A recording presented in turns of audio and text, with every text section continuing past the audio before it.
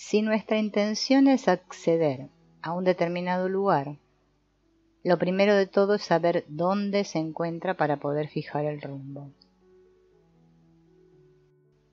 La cuestión del dónde posiblemente haya sido una de las preguntas más debatidas desde la perspectiva filosófica y metafísica a lo largo de la historia. Sin embargo, ninguna respuesta ha satisfecho a las mentes cuadriculadas y obtusas que siempre concluyen con la estupidez de: como no puedes demostrar la existencia o mostrar el lugar, es señal de que no existe. El viaje en realidad es en nosotros, desde nosotros y hacia nosotros. No se trata de encontrar ningún secreto escondido ni paraíso recóndito. El lugar al que nos dirigimos se encuentra en el interior de nuestro ser, y para encontrarlo no necesitamos más que ponernos en ello, con la única premisa de que lo que creemos ahora, es decir, nuestro mapa, ha de modificarse para adaptarse al nuevo territorio. En el plano de ser al que nos encaminamos no sirve el modelo del mundo que ahora disponemos, al igual que no nos sería útil un mapa de carreteras si lo que necesitamos es una carta náutica para cruzar el Atlántico. Como punto de partida de esta travesía, necesitamos un conocimiento objetivo de qué son y cómo son ciertas cosas de las que se habla muy a la ligera e incluso han sido manipuladas, a veces por ignorancias y otras por mala intención.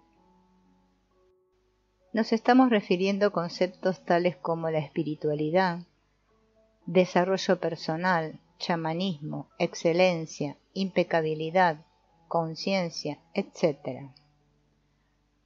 Iremos desmenuzando y clarificando estos términos, empezando con la espiritualidad.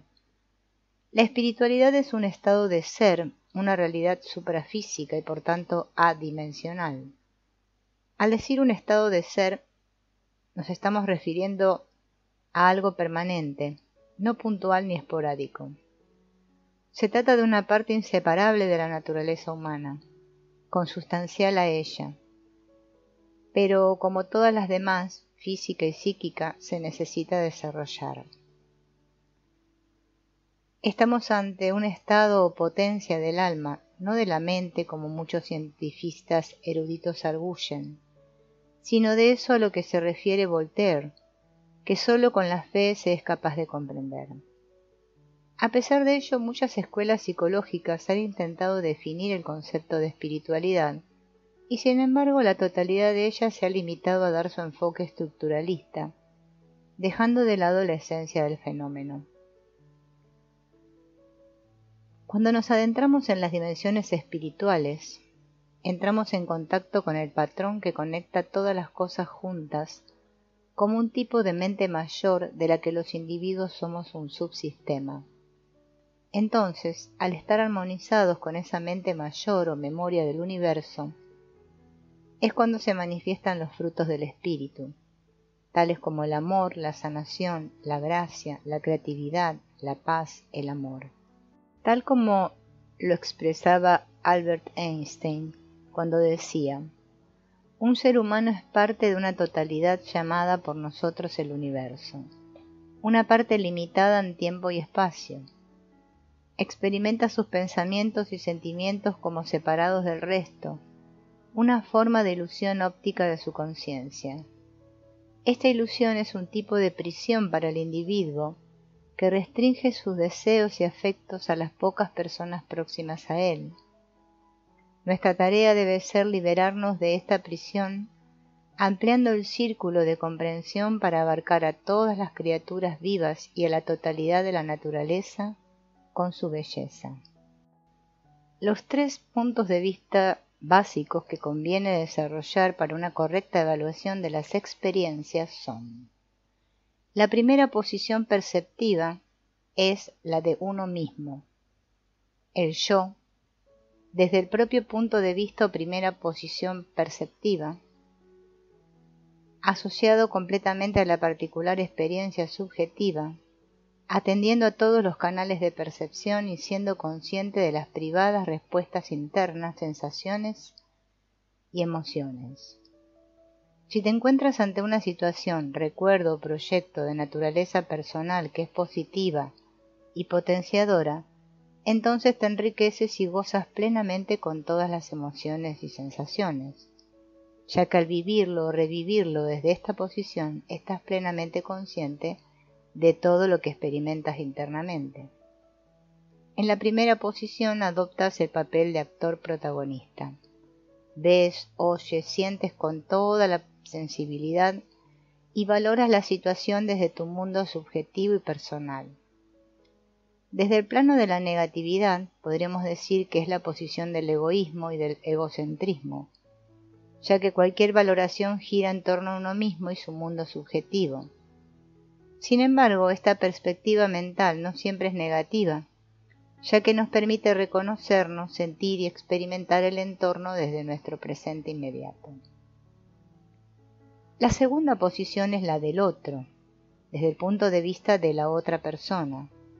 Distanciado de uno mismo e incorporado a la experiencia del otro, es decir, metido en su pellejo, atendiendo lo que experimenta siendo el otro, pensando como él, sintiendo como él y valorando la primera posición al yo como la valoraría el otro.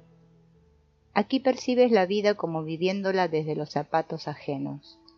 Te encuentras valorando desde otra persona, distanciado de ti para saber cómo te perciben los demás. Esta es una posición perceptiva muy interesante para poder comprender correctamente las relaciones interpersonales, los problemas, los conflictos, para darte cuenta que los otros también tienen sus razones, que son tan buenas como las tuyas, y que eres tan maravilloso como crees. La perspectiva mental de segunda posición te abre las puertas de la flexibilidad y de la comprensión. Algunas escuelas llaman empatía a la adopción de esta posición.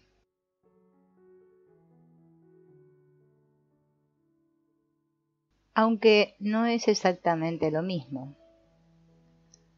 No cabe ninguna duda de que la adopción de este punto de vista es requisito sine qua non para alcanzar un desarrollo personal y espiritual. ¿Cómo podrías comprender las necesidades reales de los otros, sus potencialidades, las alternativas de que disponen, sus creencias, expectativas, criterios, valores, etc., si no entras en su mundo interno? La segunda posición mental cumple una doble función. Por un lado te conduce al mundo interno de los demás, para comprenderlos desde su perspectiva, sentimientos, etc., y por otro lado permite darte cuenta y asumir cómo te reciben y experimentan los demás.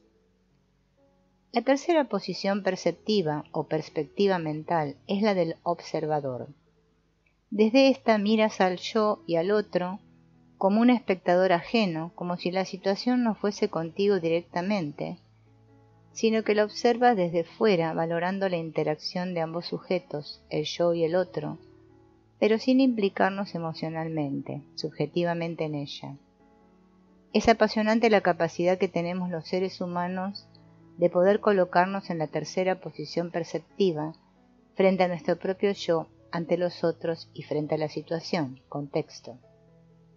En cualquier instante puedes desarrollar o practicar esta capacidad de observación objetiva para percatarte de tu propia postura corporal, de tus propios pensamientos, viéndote cómo caminas, te mueves, hablas, cómo sostienes este libro, cuáles son los mecanismos que utilizas para pensar lo que estás pensando, y todo ello observándolo como si fueses un observador ajeno a ti mismo. Esta es una de las facultades que nos distingue de los animales, al permitirnos disociarnos de tal manera que podamos ser espectadores de nosotros mismos. Podríamos considerar una perspectiva mental más, que sería una metaposición. En esta integras en la observación a los tres elementos anteriores, yo, otro y observador. Esta posición presta atención al conjunto y sus interacciones, algo así como ser observador del observador que observa a los sujetos implicados en la interacción. como si fueses omnisciente. La metaposición te permite evaluar todo el sistema, comprobar cómo vas realizando los cambios de posición mental. Si en algún momento de la valoración que estás haciendo arrastras los contenidos de una posición a cualquier otra. Esta sería una valoración de supervisión y de control, tal y como si fueses un ojo divino que todo lo ve y todo lo sabe, a fin de corregir las deformaciones que sin darte cuenta hayas introducido en los sucesivos procesos de pasar de una a otra posición. En esta perspectiva acontece una expansión de la conciencia. Sería algo similar a la visión necesaria para resolver el ejercicio bien conocido de los 9 puntos que han de unirse sin levantar el lápiz del papel. ¿Cómo se unen? ¿Cómo conectarías los 9 puntos con 4 líneas rectas sin levantar el bolígrafo de la hoja? Así pues, para alcanzar ese estado del alma o conciencia acrecentada, precisas posicionarte en esa perspectiva mental que podríamos calificar de holística. Está claro que comprender, emprender e incorporar la metaposición en la vida cotidiana supone una profunda transformación de la conciencia, y no te quepa duda de que este es el auténtico propósito de la vida. Al profundizar en este conocimiento y experiencia, se activarán, unas veces voluntariamente y otras involuntariamente, capacidades muchas veces consideradas como suprahumanas o mágicas. La espiritualidad es un estado permanente de ser. Otro concepto necesario de clarificar y poner en su justo lugar es el de chamanismo. Por tanto, para poder comprender lo que es y su relación con la espiritualidad, debemos primero borrar las falsas concepciones que se tienen del término. El chamanismo nada tiene que ver con fantoches adornados con plumas, indígenas saltarines o macabros embaucadores. El chamanismo es filosofía de vida, amor y dedicación a la sabiduría y a la ciencia de la vida.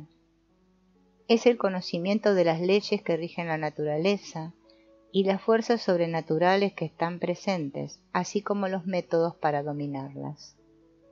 Por tanto, el chamán es aquel, hombre o mujer, que conoce las leyes de la naturaleza en todos sus niveles y las gobiernan. Es un hombre o mujer de conocimiento, alguien que ha seguido de verdad las penurias de aprender. Un hombre que sin apuro, sin vacilación, ha ido lo más lejos que puede en desenredar los secretos del poder y el conocimiento. Se trata de una persona que ha dedicado su vida a buscar el conocimiento, la esencia de las cosas, trabajando con disciplina, constancia y paciencia para conseguirlo. La adquisición del conocimiento le da al chamán un inmenso poder, ya que sabe cuáles son las leyes que rigen la vida y cómo operar con ellas. Es por eso por lo que en otras latitudes también se les llaman brujos, magos, sabio o incluso santo por su capacidad de obrar magia o milagros. Lamentablemente hoy en día hay muchos charlatanes, estafadores y farsantes que se autodenominan chamán, pero nada más lejos de la realidad. Un chamán real no precisa de publicidad, ni que le conozcan popularmente, no se exhibe en chabacanos programas televisivos. Él rara vez descubre públicamente su conocimiento, y menos aún alardea de ellos. Él sabe que sabe y basta. Enseña sin jactancias y con su ejemplo a quienes están preparados para ello. Está en el mundo, pero no es del mundo. Trabaja como el que más y está disponible cuando realmente se le necesita. El conocimiento que los chamanes manejan es un conocimiento ancestral, conocimiento que el hombre civilizado ha desechado y sin embargo necesita, conocimiento que sospecha pero no conoce, caminos olvidados que conducen al descubrimiento de los secretos de la vida y de la muerte. Su estudio es un tema que hasta ahora fue considerado ajeno, y más que ajeno, tabú en el ámbito académico. A lo sumo, algún que otro etnólogo o antropólogo se aventuró en su tesis, pero siempre desde el punto de vista indigenismo primitivo. y mostrando básicamente sus curiosidades, rarezas o folclore. La oficialidad siempre ha tenido mucho cuidado en separar la espiritualidad del chamanismo o brujería. Desde la Inquisición, la espiritualidad ha sido patrimonio de la Iglesia integrista, que colocaba la etiqueta de brujo o bruja a todo aquel que no comulgaba con sus intolerantes ideales. Esta reminiscencia ha permanecido en la sociedad actual, que rechaza los poderes y cualidades espirituales de chamanes y magos. En la mayoría de los casos, tales poderes se han desestimado por considerarse que es imposible realizar un estudio científico serio, además de ser considerado inaceptable para los poderes fácticos. Lo políticamente correcto. Existe una gran confusión entre religión y chamanismo. Se sigue creyendo que este último es una forma arcaica de religión. Sin embargo, si profundizamos un poco en el tema, comprenderemos que existe una total y absoluta diferencia. La religión es el conjunto de creencias o dogmas acerca de la divinidad, de sentimiento de veneración y temor hacia ella, de normas morales para la conducta individual y social y de prácticas rituales, principalmente la oración y sacrificio para darle culto. Mientras que la magia o el chamanismo se desarrollan a partir de las técnicas, que intentan el sometimiento de las fuerzas sobrenaturales y poderes de la naturaleza, cualquiera que éstas sean, para que realicen la voluntad del chamán o mago. Es por lo que conviene, llegado a este punto, hacer una sutil y esclarecedora diferenciación. Mientras la magia se ocupa generalmente de desarrollar y conocer los ritos que permitan al practicante el manejo de las fuerzas sobrenaturales, sea cual sea su aplicación, el chamanismo es la magia medicina. Tal magia medicina tiene como fin alcanzar el conocimiento y dominio de esos poderes para ayudar a sí mismo y a otros a recuperar o lograr la salud total, tanto física como psíquica, y abrirles a niveles acrecentados de conciencia que les sitúen en planos de lo espiritual.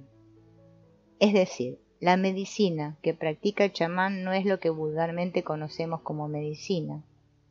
Él se ocupa de la salud integral, entendiendo el término como unificador del ser en todos sus niveles, físico, mental y espiritual. Por tanto, un chamán no actúa sobre un aspecto aisladamente, sino que lo hace en función del estado del conjunto, cuerpo, psique y espíritu. Tanto la magia como el chamanismo han influido con lentitud pero poderosamente a través de la historia de la raza humana.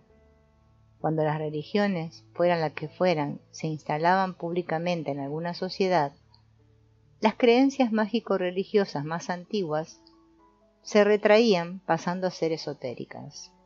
Ritos poderosos y mágicos pasaban a ser secretos y prohibidos. Las deidades se transformaban en espíritus del mal, ceremonias que devenían en idolatría. Solo en casos muy especiales ciertas técnicas o rituales de las liturgias desplazadas se absorbieron o se incorporaron a las religiones oficiales recién nacidas. ¿Cuál fue el motivo? Si el chamanismo o la magia eran considerados como algo obsoleto y sin valor, ¿cómo nos explicamos que indultaran algunos de sus ritos?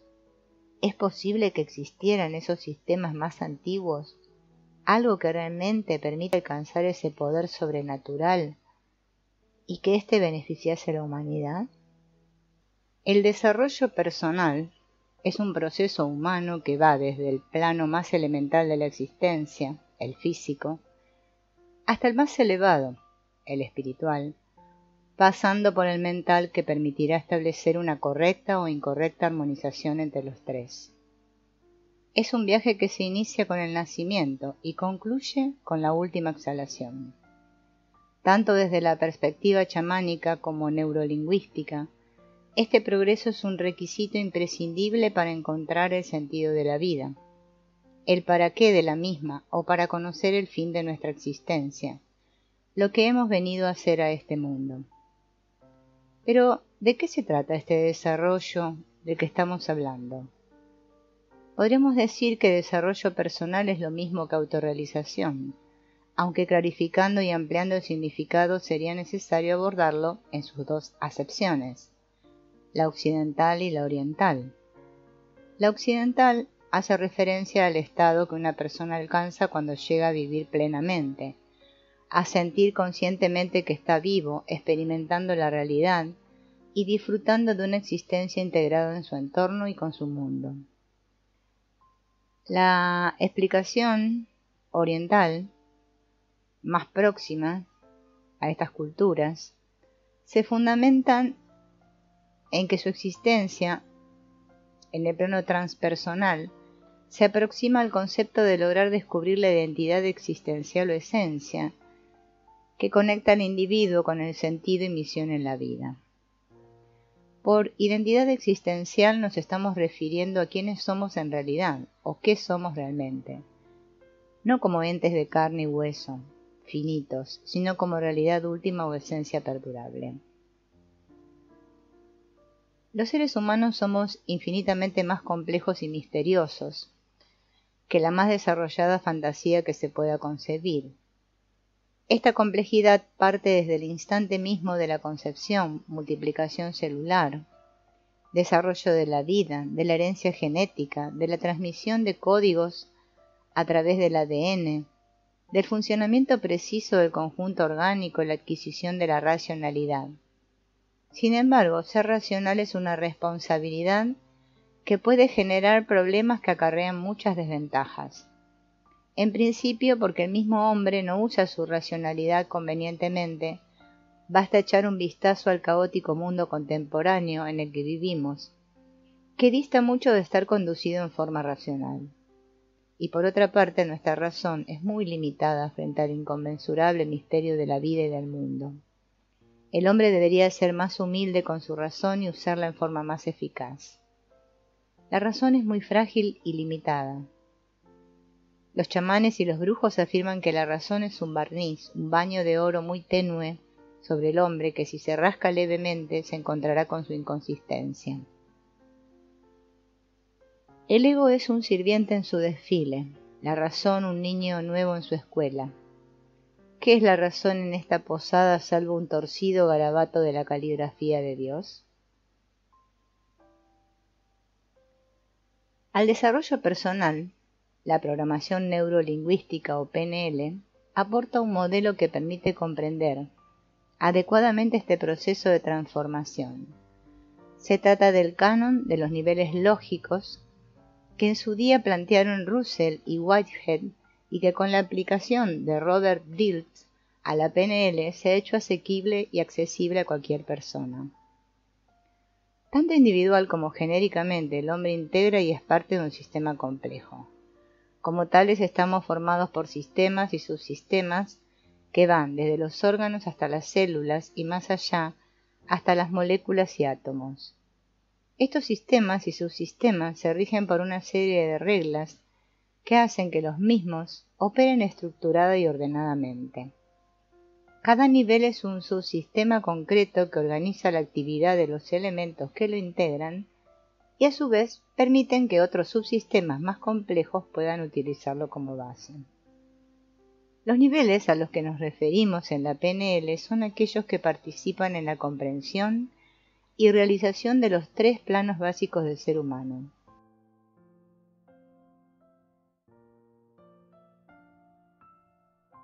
Mental y espiritual. Estos niveles los identificamos como el ambiente y las conductas que pertenecen al ámbito físico, capacidades y creencias, valores que se organizan en la esfera de lo mental, identidad y espiritualidad, transpersonalidad que pertenecen al plano de la espiritualidad. Esta misma distinción, aunque sin teorías, la podemos observar tanto en la filosofía chamánica como en otras orientales. Dentro de cada uno de los planos del ser, los correspondientes niveles lógicos tienen un proceso natural de desarrollo, es decir, que ninguno de ellos se construye ni consolida automáticamente, ni por arte de magia, sino que siguen un crecimiento progresivo y consciente desde el nacimiento hasta la vejez. De tal modo, uno a uno, cada nivel a su debido tiempo, tiene que ir estructurándose adecuadamente y fortaleciéndose para poder soportar consistentemente el peso del siguiente nivel, que siempre es mucho más denso en cuanto a complejidad y especialización se refiere.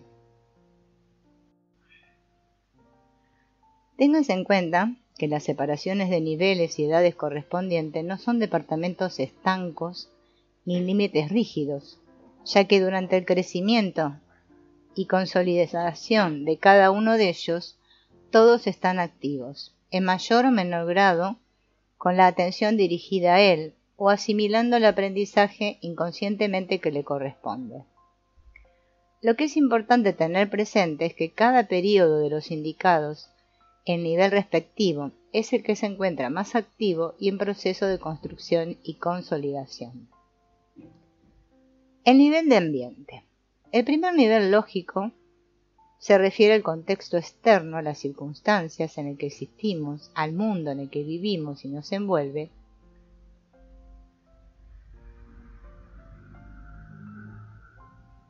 El lugar, el tiempo y la gente del entorno. Su desarrollo natural se produce entre los 0 y los 3 años de edad. El nivel de comportamiento es el nivel lógico que gestiona, ordena y agrupa las acciones, conductas y comportamientos específicos en cada contexto, es decir, en el nivel anterior. Se construyen sus bases entre los 3 y los 7 años. El nivel de las capacidades es el nivel lógico que ordena, organiza y hace posible que operen las estrategias mentales, estados internos, recursos endógenos, habilidades, cualidades, emociones, programas intelectuales, etc. El aprendizaje de las destrezas básicas en este nivel se inicia en torno a los 6 a 7 años de edad, debiendo haber sido adquiridas antes de los 14. El nivel de las creencias. En este nivel se asientan las relaciones causa-efecto y de valor significativo que le dan sentido a la vida de cada sujeto. El nivel de las creencias comienza a construir su sistema en torno a los 15 y 16 años, debiendo tener que estar establecido su sistema básico alrededor de los 21. La mayoría de los trabajos chamánicos de medicina espiritual se sustentan en los cambios de creencias y en un nuevo enfoque de vida. Un profundo acto de fe en la Virgen de Lourdes provoca un restablecimiento milagroso. ¿Y qué es eso sino la incorporación de una poderosa creencia en la recuperación de la salud? La Virgen de Lourdes es solo un medio para que tal convicción se instale firmemente en el sujeto, sin necesidad previa de experimentación. Las creencias las construimos estableciendo una relación subjetiva de causa-efecto o de valor-significado. Esto es por aquello, relación causa-efecto. Eso vale porque tal cosa, relación valor-significado. La pregunta, ¿por qué?, nos trasladará siempre a la creencia subyacente que existe tras cualquier hecho que valoro, y esta no será otra cosa que la manifestación o expresión lingüística de una experiencia subjetiva. Y tengamos presente que una experiencia subjetiva es una deformación de la realidad, una manipulación o alucinación, nunca es la realidad objetiva de lo ocurrido. Basta con mirar un poco a nuestro alrededor para darnos cuenta que de nada sirve intentar convencer a otra persona de que sus creencias son erróneas o inútiles. Ciertamente ni son erróneas ni inútiles, a él le sirven, son parte de su experiencia, y en el momento en el que las manifiesta son la mejor opción disponible y la más ecológica para él en ese instante. No es ignorancia, es inexperiencia. ¿Qué beneficio obtendrías enfrentando las creencias de un científico academicista a las de la ciencia chamánica? El científico tiene una experiencia restringida al ámbito erudito y con un sistema de creencias basado en teorías sin fundamento ni experiencia personal, mientras que el chamán solo sabe lo que ha experimentado directamente y contrastado en repetidas ocasiones. No tiene creencias, tiene certezas.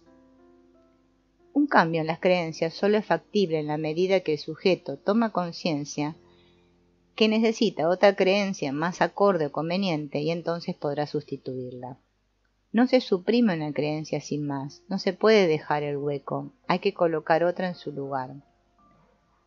Esto se evidencia, por ejemplo, en las sociedades que han estado sometidas a ciertas condiciones, dictaduras, esclavitud, marginación, y cambian radicalmente, golpe de Estado, guerra, abandono, etc. Caen generalmente en un caos del que tardan muchos años en salir. Una comunidad, como sistema que es, tiene sus propias creencias consolidadas y adaptadas para su supervivencia durante años o siglos. Romper ese equilibrio de la noche a la mañana resulta desastroso para la evolución de tal sociedad. Es necesario un cambio progresivo, escalonado, secuencial y acorde con sus necesidades étnicas y culturales del momento. Las creencias rígidas y yertas hacen hombres rígidos y yertos. Una de las grandes diferencias que existen entre un hombre vulgar y alguien totalmente comprometido con su desarrollo espiritual, más allá de los beneficios mundanos, es que el primero sustenta su vida sobre creencias, mientras que el segundo está libre de ellas. Cuando alguien tiene experiencia objetiva de algo, no necesita creer en ello, sabe que es así y basta. A nadie se le ocurre decir, creo que existen las nubes. Esto sería absurdo, pues las nubes están ahí, y solo hay que mirarlas. Los chamanes, los guías y maestros se esfuerzan en desmontar la estructura de creencias de sus discípulos, ya que para lo único que les sirven estas es para mantener al individuo adherido a su historia personal, a su sueño de existencia, a su trance. Muchas personas, cuando planteamos esta cuestión, preguntan, ¿pero cómo voy a dejar de lado mis creencias? ¿Qué voy a hacer yo sin mis creencias? Asumen que su existencia se sostiene únicamente sobre la base de las creencias, sin pararse a reflexionar que ellos no son sus creencias, tienen creencias, pero en absoluto son sus creencias. Mirando atrás, la propia vida nos demuestra que las creencias son parte del propio proceso de desarrollo humano. Ningún adulto, en su sano juicio, sostiene las creencias de la infancia, por ejemplo, los Reyes Magos, Papá Noel, la cigüeña. Claro, que siempre hay quienes quedan afectados del síndrome de Peter Pan o de Alicia. Pero salvo en esas patologías, las creencias van marchitándose y cayendo como flores secas. En su momento fueron de utilidad, pero ya no sirven. Lo que permanece, lo indestructible, son las certezas. Y la certeza jamás necesita estar sostenida por ninguna creencia. Lo cierto es y basta. Yo no necesito creer en la luz, tengo la certeza de su existencia. Creo o no crea en ella, da igual. La luz seguirá existiendo e iluminando aunque yo no crea en ella. Ahora, aunque hayamos explicado sobre las creencias, merece una atención especial todo lo referente a los valores y criterios, por su inseparable conexión con las anteriores y por su interdependencia. Los valores podríamos definirlos como los principios rectores de la vida, aquellas cosas, a menudo abstracciones, por las que estamos dispuestos a esforzarnos, sacrificarnos e incluso cambiar para conseguirlas. Vienen a ser como el núcleo de la personalidad, ya que en torno a ellas se estructuran las creencias y asimismo dan sentido a la existencia del individuo.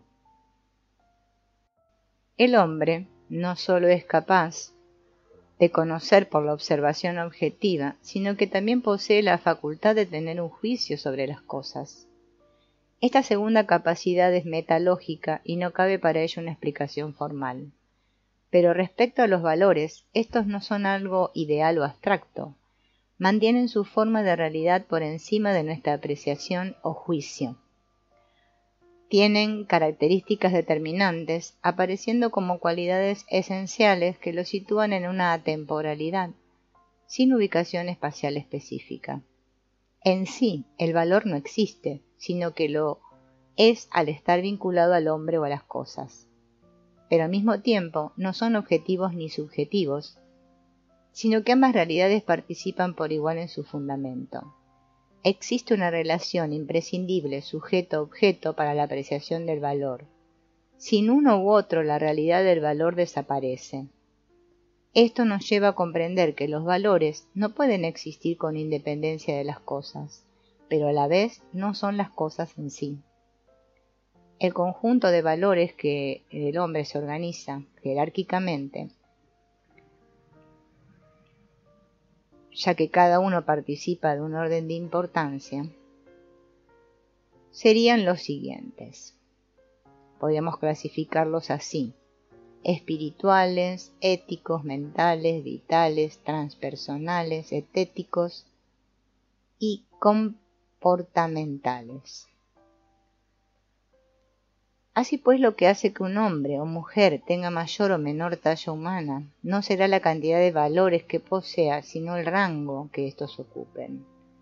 No quiere esto decir que sea mejor el que poseer solamente valores de naturaleza espiritual o transpersonal en detrimento de los comportamentales y vitales, sino que la guía de la conducta va a estar en función del contenido y posición que los diferentes valores tengan en la persona. Si la jerarquía es adecuada, sabremos que existen valores cuyo fin es el de servir de medio para alcanzar otros más elevados. Por ejemplo, el dinero, las posesiones, como valores, han de servirnos para desarrollar otros más altos de ética o transpersonalidad, y no al revés como sucede en muchos casos. Los valores cumplen una función de vital importancia en la vida de cualquier individuo. Su conjunto es lo que fundamenta la misma y lo que da sentido a la existencia. En este caso podríamos afirmar la relación de ciertas cualidades con los valores que se tienen en la vida. Valorar algo equivale a reconocer nuestra capacidad de promover objetivos o propósitos en su contexto sistémico y no en otro. Nos referimos a ello como las cualidades que le dan forma a nuestra vida y son percibidas y manifestadas con el corazón y no con la razón. La existencia de todo individuo está impregnada y controlada por su escala de valores, ya que éstos encadenan un entramado y complejo sistema de creencias que los sustenta y refuerza. Es posible que las creencias sean más conscientes que los valores de los que dependen, pero no por ello son más valiosas, a pesar incluso de que las estructuras profundas, representaciones internas de cómo consideramos que es el mundo, estén marcadas por estas. Las creencias serían como las ramas de un frondoso árbol cuyo tronco es el valor base de las mismas. Podríamos decir que no es provechoso el trabajo con creencias desligadas de su valor, ya que por muchos cambios que realicemos en estas, siempre estarán supeditadas a la importancia del valor correspondiente. La gente vulgar no es consciente de sus propios valores. Viven, o mejor dicho, se dejan vivir sin saber qué les mueve. Actúan, se esfuerzan, buscan, luchan, trabajan, sin conocer para qué hacen lo que hacen. Conocer e identificar la escala de nuestros valores nos va a permitir ser conscientes y por tanto poder modificar, si es necesario, la importancia que estamos marcándole a nuestra vida. Si queremos emprender el camino del desarrollo personal, tenemos que conocer nuestros propios valores, sin determinar su jerarquía, como avance que vamos a conseguir con ellos. Otro de los aspectos de máxima importancia a la hora de reconocer los propios valores es la identificación de antivalores que podamos tener y que son contrarios a la vida.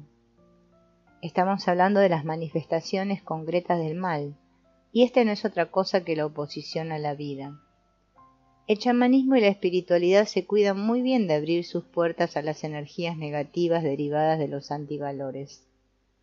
Si un valor positivo nos conduce al crecimiento, al desarrollo y en definitiva a la vida, el antivalor o valor negativo es todo lo contrario, un freno, un impedimento, un instrumento de interrupción de la vida.